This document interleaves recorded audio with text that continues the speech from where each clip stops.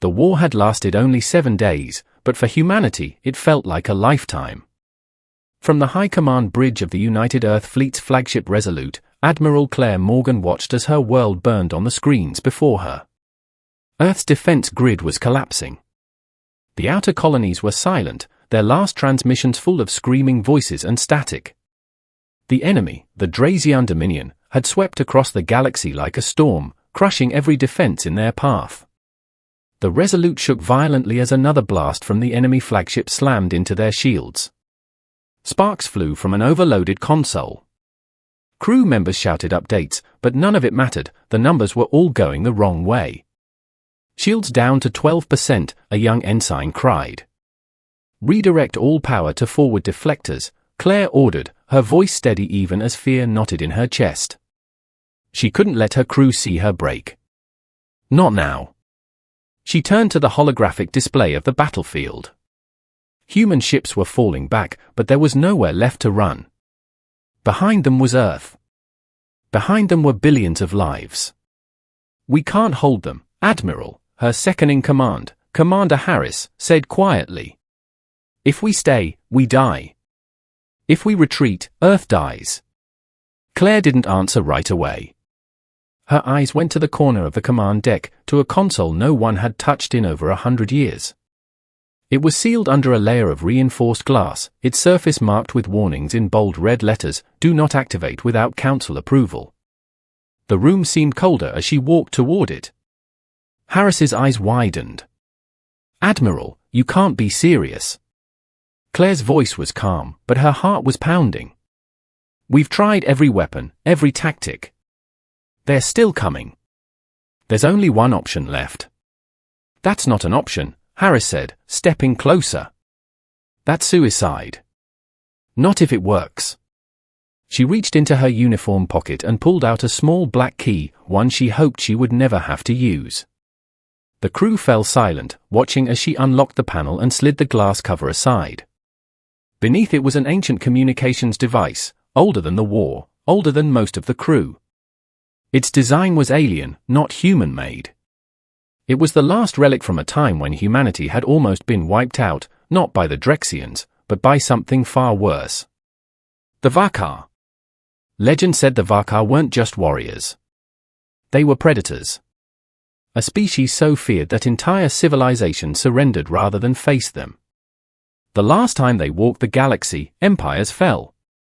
And yet, humanity had survived, barely. Since then, no one had dared to speak to them. The galaxy believed them gone. But Earth still had their frequency. Claire typed a sequence of code she had memorized as a young cadet but never thought she would use. The console came alive with a deep, pulsing hum. Blue light filled the air as a circular holographic frame formed in front of her. Harris's voice was sharp. "Admiral, this is a mistake. They won't help us. They'll destroy us." Claire kept her eyes on the shimmering display. "Maybe. But if we do nothing, the Drexians will kill us all by morning. I'll take the risk." The hum grew louder. Static filled the display. And then, a face appeared. It was tall, thin, an alien, skin like pale metal, eyes black and unblinking. The Vakar leader wore armor that seemed grown from living bone, and when he spoke, his voice rumbled like thunder from deep underground. "You have called us human." Every person on the bridge froze. The air itself seemed heavier. Claire straightened her shoulders. "I am Admiral Claire Morgan of the United Earth Fleet. My people are under attack by the Drazian Dominion. We request your help." The alien tilted his head slightly, as if studying her. Then he smiled, and somehow, that smile was more terrifying than any weapon. "You request our help?" His tone was slow, almost amused. "Do you know what happens to those who call us?" "Yes," Claire said firmly. "I know the stories. I know the price. But if we fall today, Earth will burn. And maybe, just maybe, you hate the Drexians more than you hate us." The alien's smile widened. Bold. For a human. The hologram flickered for a moment, and then another voice, deep, guttural, echoed from somewhere off-screen. The Vakar leader turned his head as if listening, then looked back at her. "We will consider your request." The hologram went black. The bridge was silent. The crew stared at Claire, some in fear, others in disbelief. Harris leaned close. "What if they say yes?" he whispered. Claire's eyes stayed on the empty holographic frame. "Then we've traded one enemy for another." Outside the Resolute, the Drazion fleet tightened its circle. The enemy's massive flagship moved into position for the final strike. On the screens, Earth's blue surface was visible now, so close, yet so far. Somewhere, far beyond known space, a signal pulsed through the darkness. And in the silence between stars, something ancient was listening. The Vakar had heard the call. And they were coming. The Resolute floated in the cold dark like a wounded animal. Its shields flickered, hull scorched from battle. Around it, the Drazion Dominion ships moved in slow, deliberate arcs, not rushing to finish the fight, but savoring the kill. The crew worked in tense silence, every hand moving over controls, every eye on the sensors. They all waited for the enemy's next strike. But Admiral Claire Morgan's eyes were on something else, the empty space beyond the battlefield. The Vakar had not yet answered. For hours after sending the call, there had been nothing. No reply. No signal. Just the silence of space and the growing shadow of death. Harris stood at her side, jaw clenched. "They're not coming," he said quietly. Claire didn't answer. She knew the Vakar were not like other species. They didn't rush. They didn't need to. If they came, it would be when they decided, not when humans begged. Then, without warning, the ship's long-range sensors screamed to life. "Admiral," the sensor officer shouted. Something's coming through the rift corridor." On the main display, space itself seemed to twist. Black clouds formed where there should have been nothing, curling and folding inward like water down a drain. Lights flickered across the Resolute systems, as if the power grid itself was afraid. The crew stared, frozen, as the rift tore open. And from it, they emerged. Vakar ships. They were unlike anything the crew had ever seen, vast and predatory, shaped like skeletal beasts with wings of living metal. No bright running lights, no markings, no sign of life, only the cold, dark shapes gliding silently from the rift. Even the Drexians hesitated. A hush fell over the battlefield. The enemy ships slowed, their formation breaking, as if unsure whether to advance or retreat. The Vakar did not speak. They didn't need to. The first wave of their fleet moved into position, surrounding the Drexians with slow, calculated precision. On the bridge of the Resolute, Harris's voice was almost a whisper. "God help us, they're real." Claire stood tall, her eyes locked on the largest of the Vakar ships, a towering fortress of black steel and bone. Her console lit up as a transmission came through. She accepted the channel. The Vakar leader appeared in the hologram again, his pale, metallic skin glowing faintly in the ship's light. His black, unblinking eyes studied her with the same calm curiosity a predator gives before deciding whether to eat or play with its prey. "You called us," he said, voice deep and slow. "And we have come." Claire kept her voice steady. "The Drexians are our enemy. If they win here, Earth falls. Help us, Anne." He cut her off with a slight raise of his hand. "We do not fight for promises. We do not fight for free." "I know your price," she said. His lips curled into something that might have been a smile or a warning. "Do you?" Many who think they understand do not survive to tell the truth. The hologram flickered, showing glimpses of his war council behind him. Vakar warriors, tall, armored, their faces hidden behind masks carved like snarling beasts. Their presence alone seemed to darken the air. The leader leaned closer. "We will fight the Drexians. But when this is done, we will take what we are owed. Without question. Without mercy." Claire didn't look away. "If that's the cost of saving Earth, I accept." There was a long pause. Then the leader straightened. So be it. The transmission cut. Seconds later, the Vakar fleet moved. They didn't open with warnings or long-range bombardments. They launched directly into the Drazan lines, black ships cutting through enemy hulls as if they were paper. Their weapons were strange, beams that melted through shields, living drones that latched onto enemy vessels and tore them apart from the inside. The Resolute's crew watched in awe and horror. This wasn't a battle. It was slaughter. And the Vakar enjoyed it.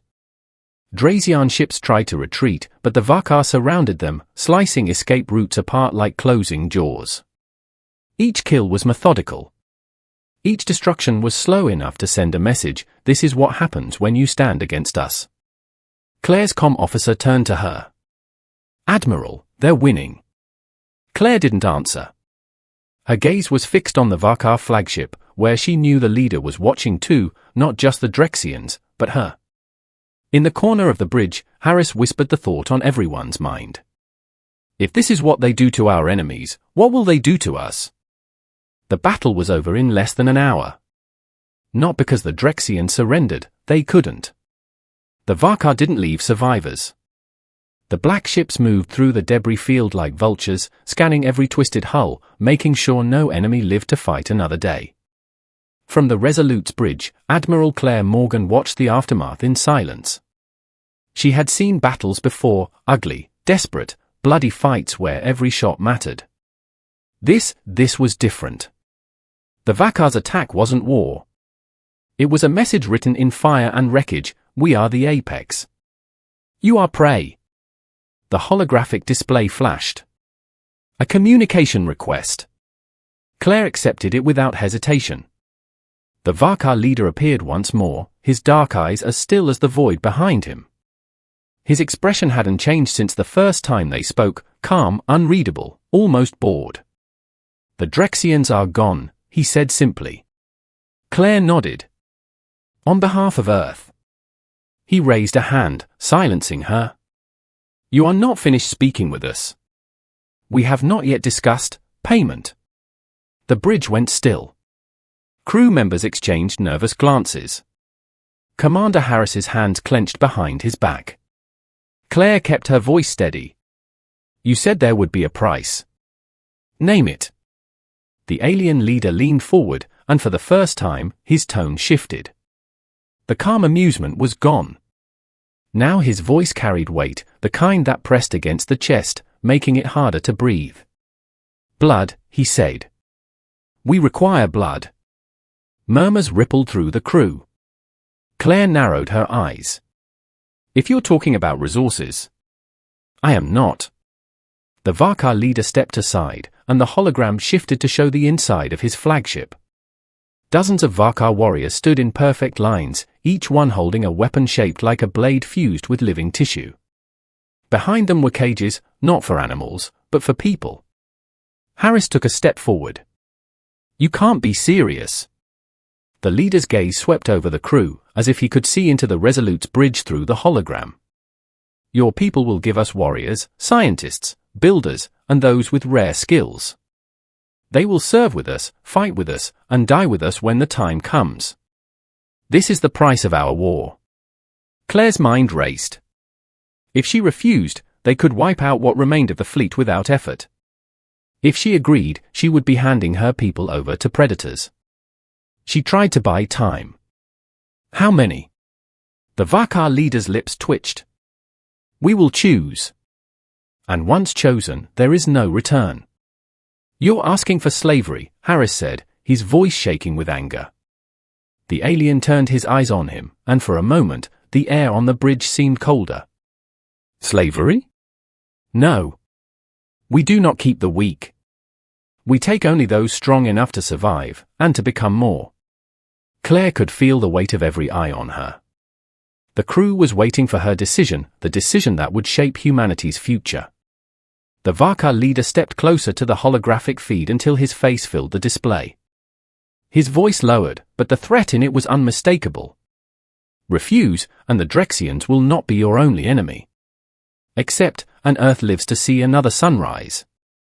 Claire held his gaze for a long moment.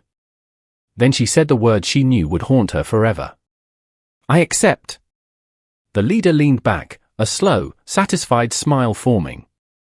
"Good. We begin at once." The transmission ended. The Resolute's bridge was silent except for the faint hum of the ship's engines. Harris finally spoke. "Do you know what you just agreed to?" "Yes," Claire said softly. Her eyes drifted to the debris outside, the still-burning Drazian wrecks. The Vakar had saved them today, but the cost was already written in blood. Somewhere deep inside, Claire wondered if humanity had just traded one extinction for another. Far away, on the dark decks of the Vakar flagship, warriors prepared for their next hunt. And this time, humans would be among them. The next day, the sky above the Drexian-controlled sector burned red. From the Resolute's forward observation deck, Admiral Claire Morgan watched the Vakar prepare for their next attack. Their black warships drifted silently among the wreckage like predators circling a kill. There was no celebration, no rallying speeches, just a cold, focused readiness. On the Resolute's hangar bay, it was chaos. Selected human soldiers, the chosen, were boarding Vakar dropships under the watchful eyes of tall, armored warriors. Each Vakar stood like a living statue, their bone-like armor glistening under the bay lights, weapons slung casually as if they had no fear of anything. Claire moved among her people, giving short words of encouragement, but she could see the fear in their eyes. Some of these soldiers had never even seen a Vakar before yesterday. Now they were going into battle with them, and not as equals. The Drexians had regrouped in a nearby asteroid belt, fortifying it with automated turrets and shield generators. Intelligence said they were building another siege platform, one that could fire on Earth from deep space.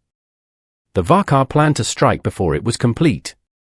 But this time, they wanted humans on the front line. In the Vakar flagship's war room, Claire stood beside the alien leader. A massive holographic display showed the asteroid belt and the Drazian defenses. The leader's voice was calm, his tone almost conversational. "You will lead your soldiers into the outer field," he said. "Destroy their shield relays. We will crush the heart once the skin is torn." Claire studied the plan. It was brutal and simple, typical Vakar strategy. "And if we fail?" she asked. The leader turned to her slowly. "Then you die first, and we make sure your death is memorable." He said it without malice, like he was stating the weather. Moments later, Claire's dropship roared out of the hangar, flanked by Vakar craft. The silence of space was broken only by the low hum of engines and the heavy breathing of her soldiers over comms. Approaching outer field, her pilot reported. The asteroid belt appeared ahead, a wall of spinning rock and metal, lit by the glow of Drazian turrets. The moment they crossed the perimeter, alarms screamed. "Contact! Multiple hostiles inbound." The first wave hit hard, Drazian fighters swarming like insects, their weapons spraying blue plasma fire. The Vakar ships didn't dodge. They cut through the enemy ranks with vicious precision, beams slicing fighters in half, drones latching onto hulls and tearing them apart. "Push through," Claire ordered. Her dropship dove between two asteroids, narrowly avoiding a turret blast. Marines jumped out into the low gravity, jetpacks flaring as they landed on the shield relay platform. The battle was chaos, Drazian troops pouring out of bunkers, human rifles spitting fire, Vakar warriors moving like shadows, their living blades cutting through armor with ease. Claire fought her way to the main control hub. She was halfway through planting a demolition charge when a Drazian soldier lunged at her from the side. Before she could react, a blur of black armor intercepted. A Vakar warrior slammed into the Drazian, driving a blade through its chest in one smooth motion. The alien's helmet turned toward her. "Do not die yet, human. You still owe us." Then he was gone, leaping into the fight. The charge detonated seconds later, and the shield relay exploded in a wave of fire. Across the asteroid belt, similar blasts lit up the darkness. "Relays are down." Harris's voice crackled over comms from the Resolute. That was the signal. The Vakar fleet descended on the Drazian stronghold like a storm, their main cannons firing beams so powerful they carved through asteroids and enemy ships alike. There was no mercy, no surrender, just total destruction. Claire and her soldiers barely made it back to the dropships before the final wave hit. From the viewport, she saw the Drazian base ripped apart, debris scattering into the void.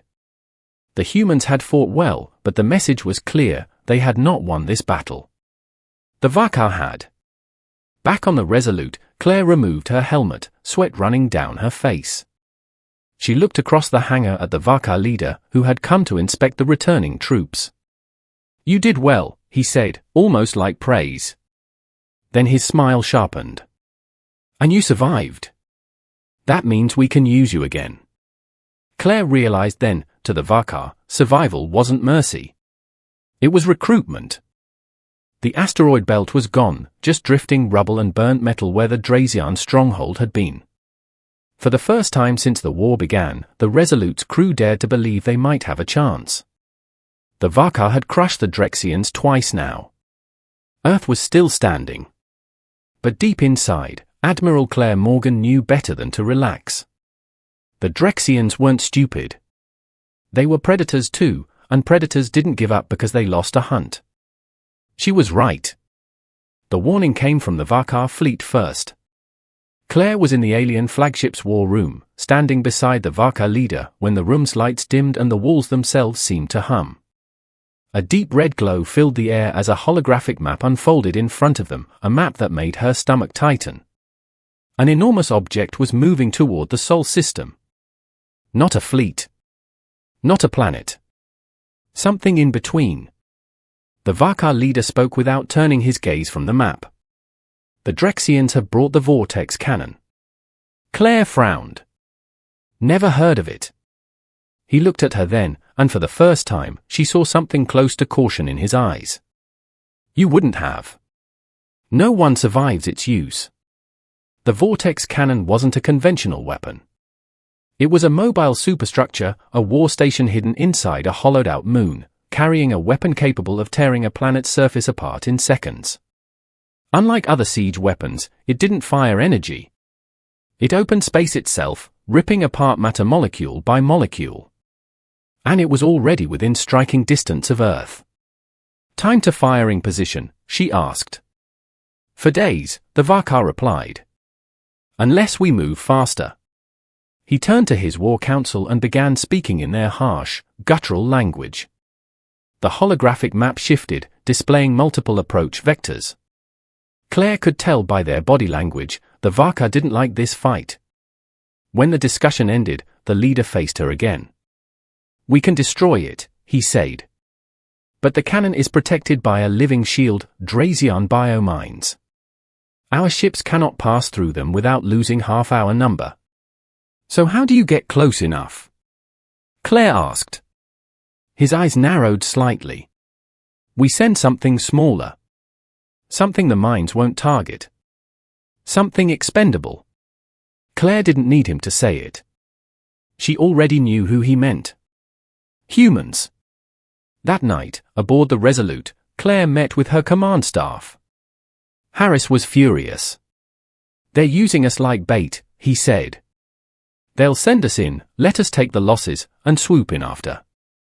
We're just tools to them." Claire didn't disagree, but Earth was 4 days away from being wiped off the map. If she refused, they would die without ever firing back. "We're going in," she said finally. The mission plan was brutal. A small human task force would infiltrate the biomine field using stealth shuttles, plant charges on the living mines, and open a safe corridor for the Vakar fleet to pass through. The chances of surviving were less than 50%. 2 days later, Claire's shuttle slipped into the shadow of the Drazian moon weapon. The biomines were worse than she imagined. They weren't machines, they were creatures. Massive, floating organisms, their skin like cracked stone, their eyes glowing faintly in the dark. Tentacles drifted lazily until the mine sensed movement, then they snapped to life, lashing out with energy pulses that could tear through a shuttle's hull. Her team moved carefully, jetpack silent, planting explosive charges on the nearest mines. Then the trap sprung. The mines began to pulse, one after another, in a ripple of awakening. A net of light spread across space, revealing hidden Drazion gun platforms embedded in the asteroid debris around the cannon. Harris's voice shouted over comms. "It's a kill zone.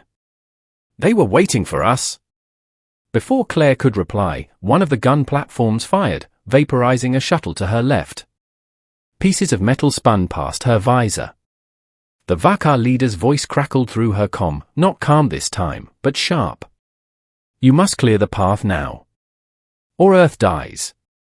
Claire gritted her teeth. "Then you better be ready to move, because we're lighting the whole field." She slammed the detonator. The space around the Drazion cannon erupted in fire, mines screaming as they tore apart in the blasts. The corridor was open, for now. Through the smoke and debris, Claire saw the Vakar fleet begin its charge. And somewhere deep inside, she realized this was only the opening move of something far worse. The vortex cannon was gone. The Vakar had hit it like a storm, ripping through the Drazion gun platforms and tearing into the hollowed-out moon. Claire watched from the Resolute's bridge as the alien superweapon cracked apart, glowing red from its own collapsing core. Pieces the size of cities drifted into the void, burning out in silence. Earth was safe. For now. On the bridge, her crew exhaled in relief. Some cheered. Others slumped into their chairs, finally letting the exhaustion sink in. But Claire didn't move. Her gaze stayed locked on the Vakar flagship, a massive shadow in the distance, its bone steel hull lit by the dying glow of the battle.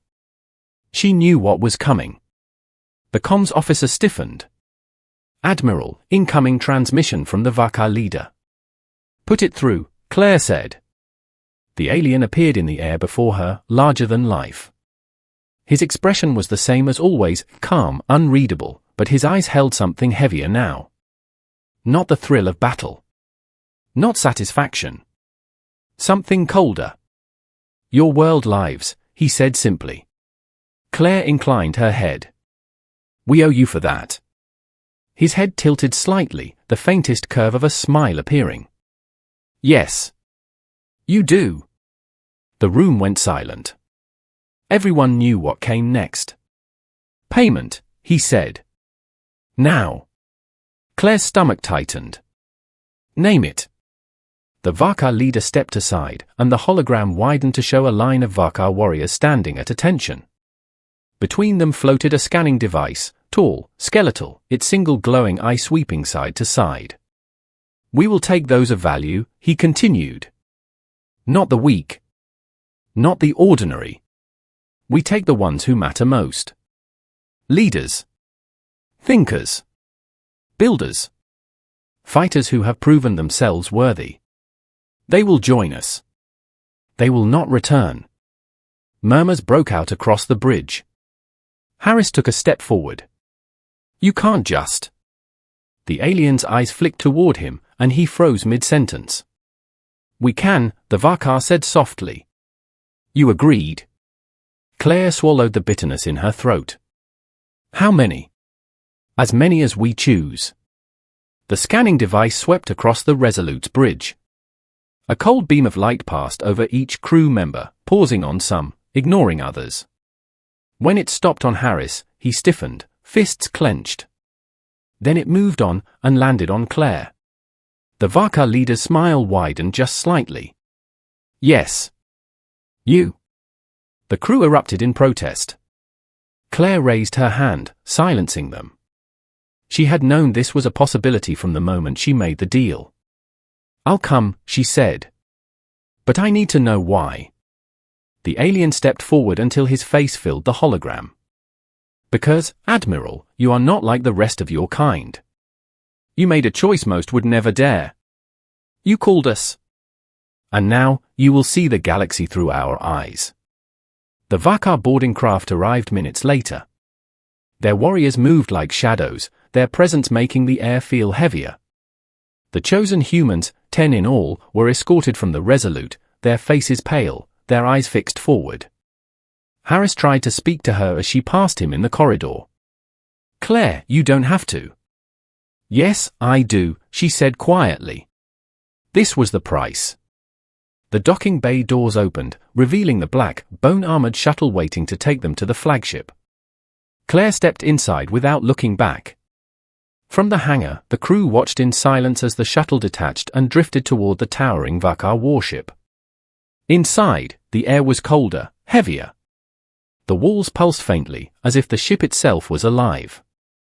The other chosen humans sat in silence, some gripping the benches, others staring at the floor.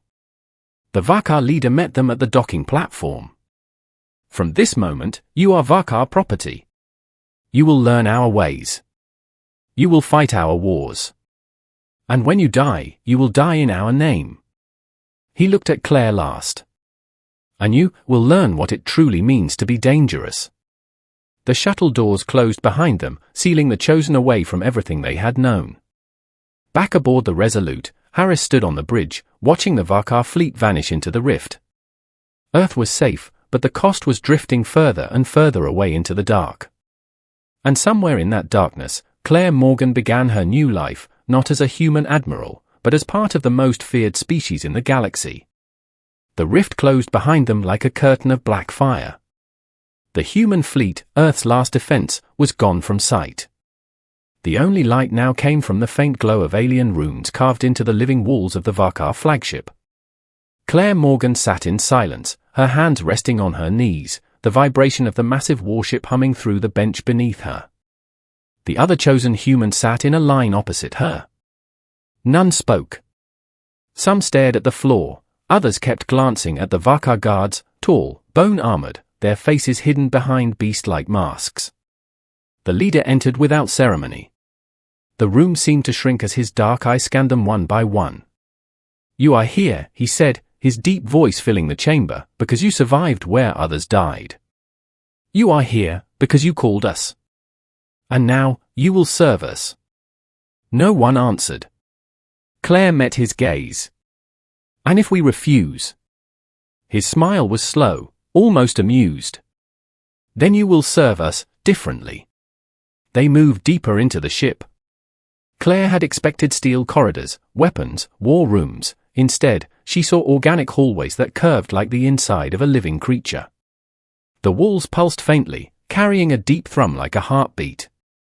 The air was cooler than any human ship, scented faintly with metal and something sharp, like ozone. They were led into a massive chamber, a training arena. Hundreds of Vakar warriors stood around the perimeter, their glowing eyes watching silently. At the center was a pit, lit by a shaft of pale light. The leader gestured to it. "This is where you will prove your worth." A section of the floor split open, and from below rose a figure, not Vakar, not human. It was a Drazian prisoner, chained and furious, eyes burning with hatred. The leader's voice was calm. "Kill him, or join him." Claire stepped forward before the others could move. She wasn't going to watch one of her people die here. The Drazian lunged as the chains fell away. He was fast, too fast for normal humans. But Claire wasn't just reacting. She'd studied Drazian combat in war games for years. She moved with precision, dodging his first strike, feeling the rush of air past her face, then countered with a crushing elbow to his throat. The alien staggered. She followed with a sweep, bringing him down. A Vakar blade, sleek, alive, clattered onto the floor beside her. The leader's voice rumbled. "Use it." She picked it up. The handle felt warm, like it had a pulse. The Drazian tried to rise, but she drove the blade through his chest in one clean motion. The weapon seemed to drink the life from him, the glow fading from his eyes instantly. Silence. Then the Vakar around the pit began a low, rhythmic sound, not applause, not a cheer, but something older. Approval. The leader stepped forward, towering over her. "You kill as if you were born Vakar." "Good." She dropped the blade and met his eyes. "I'm not Vakar. I'm human." For a moment, something shifted in his expression, the faintest trace of respect. Days turned into weeks. Claire trained beside Vakar warriors, learned their weapons, their tactics, their language. She fought in raids against Drazian remnants, in boarding action so fast and brutal that human battle doctrine seemed slow in comparison. The other chosen humans adapted too, not all survived. But those who did became something harder, sharper. One night, the leader called her to the War Council. A massive galactic map floated above the table, showing the spread of Drazian strongholds. "They fear us," he said. "But they fear you, differently." Claire frowned. "Why me?" He leaned in slightly. "Because you are not bound by our ways. You are willing to make choices we would not. You are dangerous, in ways even we are not." She realized then what he meant. The most dangerous species in the galaxy wasn't the Vakar. It wasn't the Drexians. It was humans, because they could adapt, could ally with monsters when it meant survival, and could become monsters themselves if needed. As the council ended, the leader walked beside her toward the observation deck. Through the vast windows, the stars stretched endlessly, 1,000 battlefields waiting to be claimed. "When you called us," he said quietly, "I thought we would own you. Now, I am not so sure." Claire allowed herself a faint smile. "Good. Keep wondering." Far away, Earth was safe, for now. But in the dark between stars, a human walked among the most feared warriors in history, not as a prisoner, not as a servant, but as something far more dangerous, an ally. And maybe, one day, their leader.